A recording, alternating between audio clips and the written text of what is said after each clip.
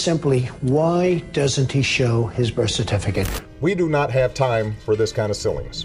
I think that I've developed very, very good relationships over the last little while with the African-American community. I think you can see that. Look at my African-American over here. If I were starting off today, I would love to be a well-educated black because I really believe they do have an actual advantage. Today, I'm very proud of myself. A well-educated black has a tremendous advantage over a well-educated white in terms of the job market. I'm not afraid to say it. Do you believe President Trump is a racist? Yeah, no question. And neither is she.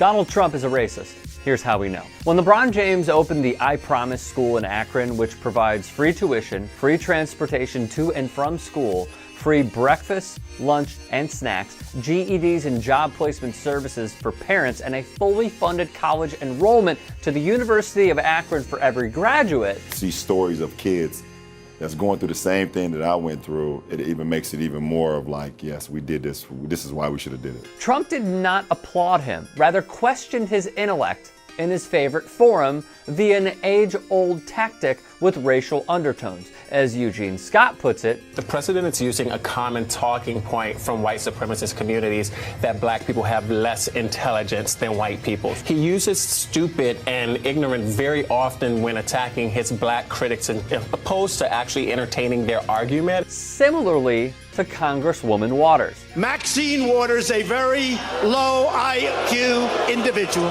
The language connects up with some of the deepest stereotypes about race that suffuse our culture, said Cal Berkeley law professor Ian Haney Lopez. When Colin Kaepernick protested for racial injustice along with Michael Bennett, Kenny Stills, and other NFL players, Trump said this. Wouldn't you love to see one of these NFL owners, when somebody disrespects our flag, to say, get that son of a bitch off the field? More racial undertones. But when Megan Rapinoe, the freedom-fighting activist, knelt and chose to stay muted during the anthem, Trump brings up criminal justice reform and black unemployment. More on that in a second. Says he's a big fan of the American team and invites her to the White House. What a double standard.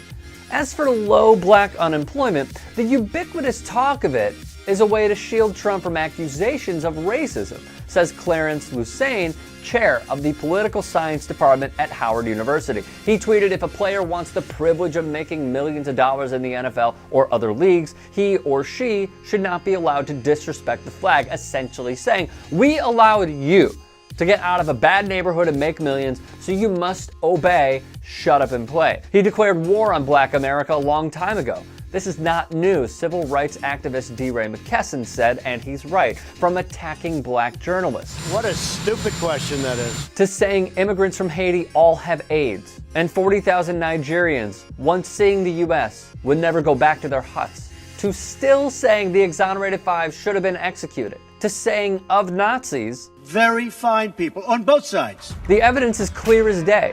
Trump has a bullseye on black America through our sports. We're seeing fascism at its finest, said Stephen A. Green, president of the People's Consortium. We're seeing that this president is taking any means necessary to humiliate those who are willing to take a stand for issues that are important to the black community. So athletes can use their platforms to show they won't be intimidated. They can show that this only makes them stronger together.